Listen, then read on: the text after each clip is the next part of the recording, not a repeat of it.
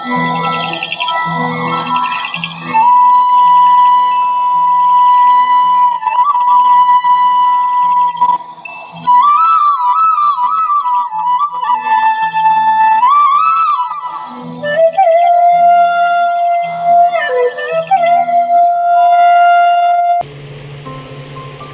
आपण बनवणार आहोत कारल्याची चटणी।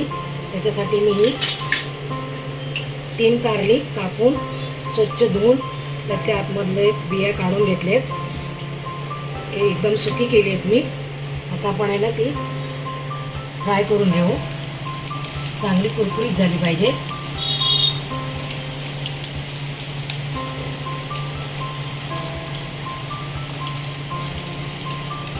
सगळी कारली मी कढईत टाकली आहेत। करपली नाही पाहिजे, एकदम अशी खुसखुशीत लालसर झाली पाहिजे। तोपर्यंत मी तुम्हाला कारल्यासाठी काय काय घेतलं ते दाखवते। त्यासाठी मी 1 वाटी शेंगदाण्याचा कूट घेतलाय, 1 कांदा घेतलाय, 10-15 कढीपत्त्याची पानं घेतली, कोथिंबीर, अर्धा आवळा घेतलाय, मिरची घेतली 2-3, आला लसूण घेतली, धना पावडर, गरम मसाला, हळद, जिरं, मोहरी आणि हिंग। कारल्याची कापं थंड झाली आहेत। आपण आता ही मिक्सरमध्ये बारीक करायची नाही, जाडसर ठेवायची। मिक्सर लावताना असा चालू पण करायचा, जेणेकरून ती जाड राहिली पाहिजे।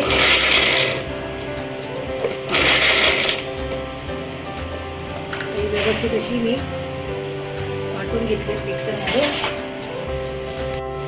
कढईत मी थोडंसं तेल ठेवलंय। आता आपण त्यात टाकणार आहोत थोडीशी राई, थोडंसं जिरं, चांगलं असं परतून घेऊ दे फ्राय करून।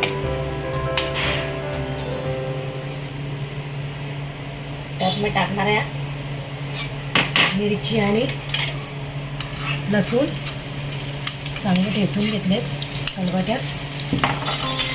त्यात मी टाकणार आहे आता कढीपत्ता,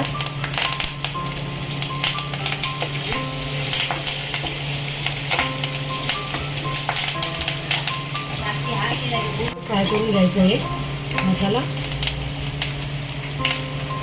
त्यात मी आता थोडासा हिंग टाकणार आहे।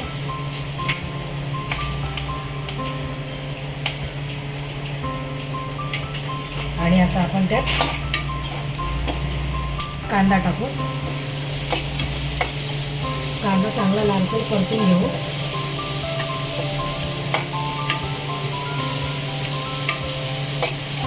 कांदा चांगला भाजला पाहिजे, चांगला लालसर झाला पाहिजे।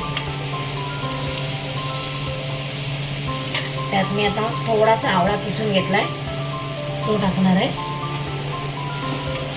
थोडीशी आंबट, तिखट, तुरट अशा पद्धतीने आपण ही कारल्याची चटणी बनवणार आहोत।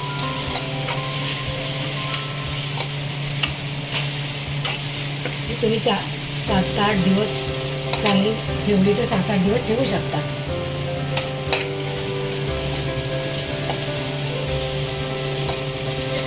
चांगलं व्यवस्थित परतून घेऊ आपण ते पण।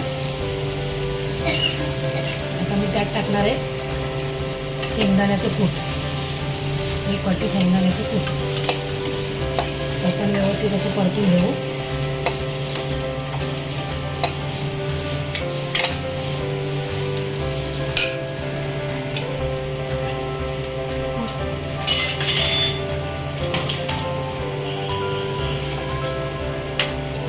शेंगदाणे जास्त बारीक करायचे नाही, मीडियम ठेवायचे शेंगदाणे। आता हे सगळं मिश्रण चांगलं व्यवस्थित झालंय।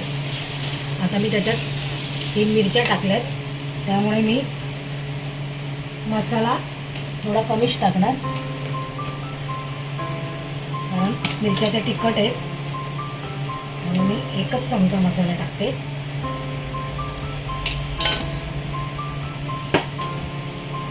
थोडासा गरम मसाला टाकते,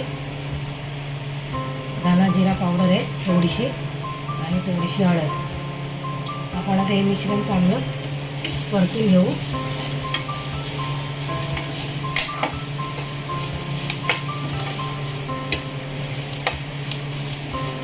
हे व्यवस्थित असं परतलंय. आपण आता त्याच्यात मिक्सरला लावलेली कारली टाकू. सगळी चटणी कारल्यावर कारली चांगली फ्राय करून घ्यायची. मगच मिक्सरला थंड झाल्यावर लावायची. आता गॅस बंद करून आपण परतून घेऊ ते मिश्रण चांगलं.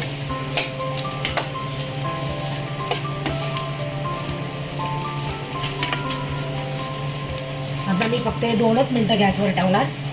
त्याच्यावर मी थोडीशी कोथिंबीर पण टाकते. असली तर टाका, नसली तरी चालेल. मुंबईच्या ठिकाणी मी घेते, गावच्या ठिकाणी मिळत नाही म्हणून माझ्याकडे होती म्हणून मी टाकली. आता ही मी फक्त 2 मिनटं परतून घेत टाकली.